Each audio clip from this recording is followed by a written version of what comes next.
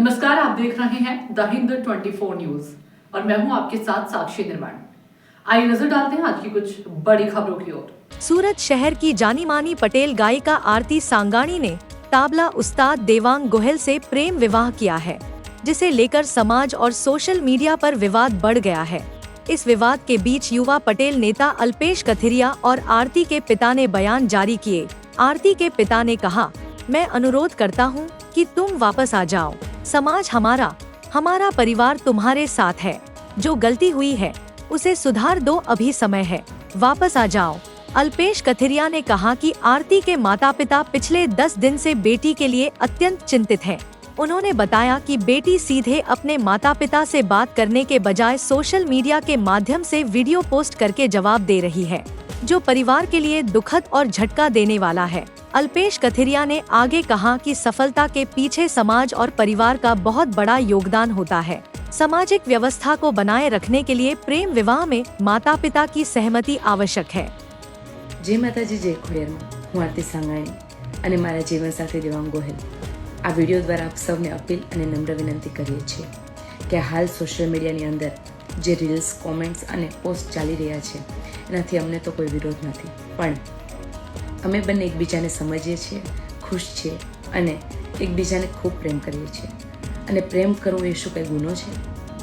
આ પટેલ સમાજના અમુક અગ્રણીઓ, યુવા પેઢી ખાસ જણાવવાનું છે કે તમે જ્યાં બેટી બચાવો બેટી પઢાઓના નારા લગાવો છો ત્યાં જ પોતાની એક દીકરીને જીવનસાથી પસંદ કરવાનો કોઈ હક નથી। આજ સુધી મને 18 વરણનો સપોર્ટ મળ્યો છે આ સિંગિંગ જર્નીની અંદર અને આશા રાખું છું કે મળતો રહેશે।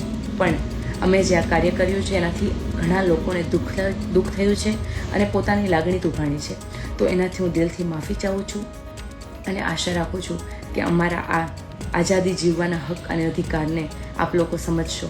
जय माताजी। काका, आपનું નામ? સંજયભાઈ સાંગા। સંજયભાઈ, તમારી દીકરીને લઈને શું વિવાદ ચાલે છે અને તમારી શું ઈચ્છા છે? મારી ઈચ્છા છે કે એ સમજી અને ભૂલ થઈ ગઈ હોય તો સુધારીને ઘરે વી આવે અને વિવાદ તો અંત આવે, એવી મારી ઈચ્છા છે। અને સમાજની પણ એ જ ઈચ્છા છે કે જે કાંઈ ભૂલ થઈ એ સમાજ પણ માફ કરી દે, પણ ઘરે વી આવે મહેરબાની કરીને, એટલી જ અમારી અપીલ છે। ભૂલ તો થઈ જાય પણ સુધારી લે તો એ મોટામાં મોટું છે ને એના સપના જે છે એ પૂરા કરવા હું સમક્ષ છું। એના સપના કોઈ અધૂરા હું નહીં રહેવા દઉં। હજી એને મને વિશ્વાસ આપ્યો તો હું તમારો દીકરો છું, તો હું હજી દીકરો તરીકે જ અપનાવું। કાકા, તમારી દીકરી છેલ્લે કયા પ્રોગ્રામ કરવા ગઈ હતી, પછી છેલ્લી કેવી વાત થઈ, પછી શું? કોઈ વાત જે થઈ એમાં કોઈ આ માયલું કાંઈ હતું જ નહીં, કમ્પ્લેટ વાત થઈ રેડી। જે દર વખતે મને જ્યાં પ્રોગ્રામ કરવા જાય ને વાત કરે એ રીતે જ વાત કરી હતી। ક્યાં ગઈ હતી છેલ્લે પ્રોગ્રામ કરવા, પછી શું છેલ્લી વાત શું? અહીંથી નિહરીથી મેંદડા હતો, મેંદડાથી મોરબી હતો, મોરબીથી એને વિયાવવાની હતી, પણ ભાવનગરનો પ્રોગ્રામ આવ્યો એટલે ભાવનગર ગઈ। અને ભાવનગરનો પ્રોગ્રામ પત્યા પછી બીજા દિવસે બપોરે અમને વિડીયો કોલ કર્યો અને એણે કીધું, પપ્પા અહીંયા પ્રોગ્રામ પૂરો થઈ ગયો છે ને હવે હું અત્યારે નહીં નીરું, સાંજે પ્રાઇવેટ બસમાં આવું એટલે સવારમાં હું પહોંચી જાય। આ વાત મારે છેલ્લે થઈ। પછી મળી કે ના મળી, શું થયું? પછી 21 તારીખે મળી તો ફરિયાદ પછી ફોન સ્વિચ ઓફ થઈ ગયો। પછી બીજા દિવસ લગન મેં બધે કોન્ટેક્ટ કર્યો પણ કોઈ મેળ ન પડ્યો, એટલે મેં પછી પોલીસ તેને ગુમની ફરિયાદ નોંધાવી। પછી તો 21 તારીખે વાતચીત થઈ પણ કોઈ એનો જવાબ આવ્યો નહીં। તમે પરિવારથી વિમુખ થઈ ગઈ એટલે કે સમાજથી સામે પડીને દીકરીને પણ તમે સ્વતંત્રતા આપી। આજે કેટલો વિરોધ હતો તમે છતાં તમે સફળ બન્યા? મેં એને 2 વખત વિરોધમાંય પણ પાછો વિશ્વાસ આપ્યો હતો અને એને મને વિશ્વાસ આપ્યો હતો। આજ એને મારી માથે વિશ્વાસઘાત કર્યો। હજી એ મારો દીકરી જ છે, હજી ભૂલ એની હું બધી માફ કરી દઉં, એ વિયાવે ઘરે, અને હજી એના સપના એ જે છે એ પૂરેપૂરા જ હું કરવા સમક્ષ છું। આજે સરકાર સમક્ષ તમામ લોકો એવી અપેક્ષા કરી રહ્યા છે કે પ્રેમ લગ્નમાં માતા પિતાની સંમતિ જરૂરી છે, શું માનો જવાબ? હા, એ જરૂરી જ છે। ગમે એ કોઈ પણ જ્ઞાતિની અંદર બધાની જરૂર જ છે, કેમ કે આજ મારી દીકરી વહી ગઈ, કોઈ પણ સમાજની દીકરી વહી જાય તો બધાને દુઃખ જ હોય. આ દુઃખ ઘટના છે. એક યુવાન તરીકે મેં પણ આ બધો સમય વિતાવ્યો છે. યુવાન વયમાં જે પ્રકારે સમાજની અંદર આ બધી પ્રવૃત્તિ ઘટી રહી છે, સમગ્ર ગુજરાતના 18 સમાજ આ બાબતે સરકારશ્રીને પણ વિનંતી કરી છે. કાયદામાં પણ નાના મોટા ફેરફારો થાય અને મેરેજ રજિસ્ટ્રેશનની જે બાબત છે એમાં પણ ફેરફાર થાય. ગત અઠવાડિયે જ કેબિનેટે બાબતે પણ જાહેરાત કરી છે. ત્યારે જે ચર્ચાતા વિષયમાં સોશિયલ મીડિયામાં જે મીમ્સ બની રહ્યા છે, જે કોમેન્ટો થઈ રહી છે અને ચર્ચાતો મુદ્દો છે, સ્વાભાવિક છે એક શરમજનક બાબત છે કે સમાજે જેને સ્વીકૃતિ આપી હોય, પરિવારે એને મહત્વ આપ્યું, અને જે માતા પિતા અને પરિવારે અમને આખી રાત બહાર રહેવા માટે સ્વતંત્રતા આપી છે, અને જ્યારે આવી ઘટના આવતી હોય છે ત્યારે સૌથી પહેલાં પરિવાર ચિંતામાં મૂકે છે.